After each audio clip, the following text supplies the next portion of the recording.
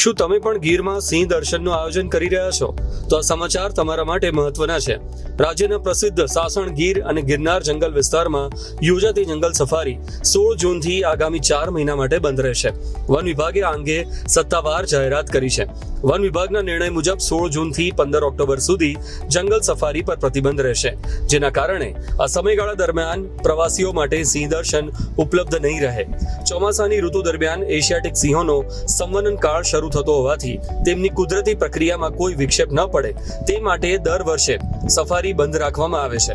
આ ઉપરાંત જંગલમાં વસતા અન્ય વન્યજીવોની સુરક્ષા અને પર્યાવરણીય સંતુલન જાળવવાનો પણ મુખ્ય હેતુ છે. ચોમાસામાં જંગલના રસ્તાઓની સ્થિતિ અને વન્યજીવોની હિલચાલને ધ્યાનમાં રાખીને પ્રવાસીઓની સુરક્ષા માટે પણ આ નિર્ણય મહત્વપૂર્ણ માનવામાં આવે છે.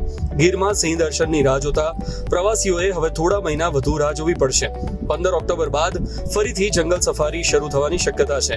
ત્યારે ફરી એકવાર પ્રવાસીઓ ગીરના જંગલમાં એશિયાટિક સિંહોના દર્શનનો રોમાંચ માણી શકશે.